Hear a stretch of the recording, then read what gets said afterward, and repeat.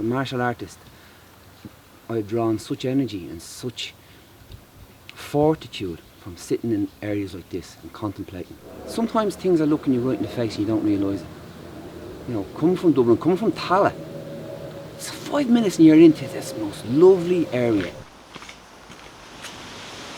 We'll take time to come here and to contemplate, to meditate, and the warrior, the fighter, always does these things. He is no good. The battle may be still won, but it won't be as sweet. This helps the ego stay in control. This makes you realise we are nothing. These are just mere games. We're just floating around here.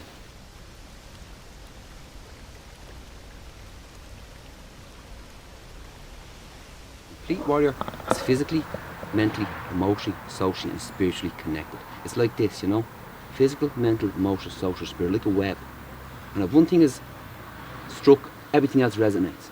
And once one is ignored, the other four are not the benefits for it. So there has to be the 5 things. Okay, so the question is, what's the correlation, what's the connection between learning to fight so that you don't have to and punching someone in the jaw, say, in a competition? Well, you must look at it generally first. In the general context, why does the rose bush have a thorn? Why does a peaceful nation have an army? You know, that's in the general context. The rose will leave itself alone until you go to touch it and the thorn does its business. The peaceful nation will be peaceful until it's invaded and the army will come into play. So everything on this earth needs a form of protection. Now, from a general context, in a martial arts context, it's very necessary that people, if they're doing the art of fighting, that they know what fighting is about. So why not do it in a context where one is under a set of rules and where one is safe? But what the martial artist needs to do is prove to themselves the level of their ability. Then they won't go into the area of self-grandiosement. The ego won't get control. They won't be fooling themselves. They won't be imagining when they sit comfortably on their armchair watching the UFC, hey, I can do that. They'll go and try and find out. You get your limits by testing yourself. The knife sharpens on stone. These aren't my sayings, these are said before me. But we sharpen off each other. And we're not all Gandhis. That great saint used peace as a weapon. He didn't need to fight, but he's a fantastic being. The rest of us need to at least know where we stand. So in order to know where we stand, we need to try. The martial arts goes from learning to fight so one doesn't have to. That's his choice. Only the person that can fight can choose not to.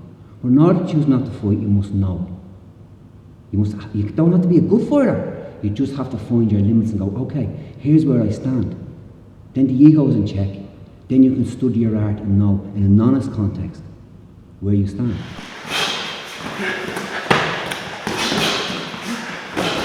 The thing is, you see, we are all brimming with this potential. But we don't give ourselves a chance.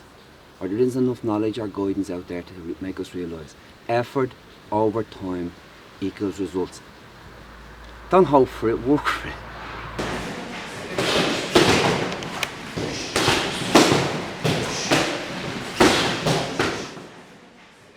There have been times where I went out as a younger man, or even as an older man, I shamefaced to admit and think, oh yeah, I can do this, or I can do better than I think I can, and find out when I come up against someone who's actually doing the thing, oh, I'm nowhere near as good as I thought. But because I practice well, and because it's a habit, I go away and I lick my wounds and I go, okay, let's go back and find some more. So I sharpen. So to be let down, if it's a loss, that's not a letdown. That's a learning experience. To be caught silly in a situation where you're overwhelmed, well, we reflect back on what I said. If you know where you stand, then there's less chance of you getting caught out.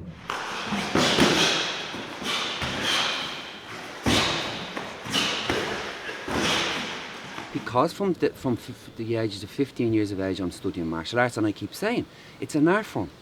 When you study an art form, there's more option and more to draw from. So studies, training different art forms, researching myself when the answers didn't come. It was never about fighting. So then you go, obviously in my time there wasn't YouTube, there wasn't the internet, there was books, so you go to lots of books, and you go to those who will do it, you go and you'll ask the questions. If it's a physical thing you're trying to find out, then you get involved in the physical aspect, you fight or you spar, you compete.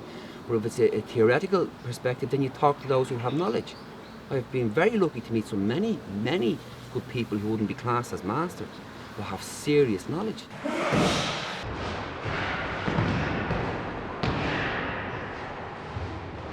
Technical aspect must reflect what your opponent can say, okay, he's quite good at side kicks. There's no point in me running at him with lead jabs all the time. He's going to take me out. So what will I do? How do I deal with the side kick?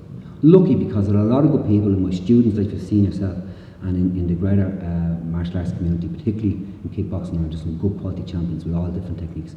Great coaches, and the help is just boundless. Such a fruitful environment.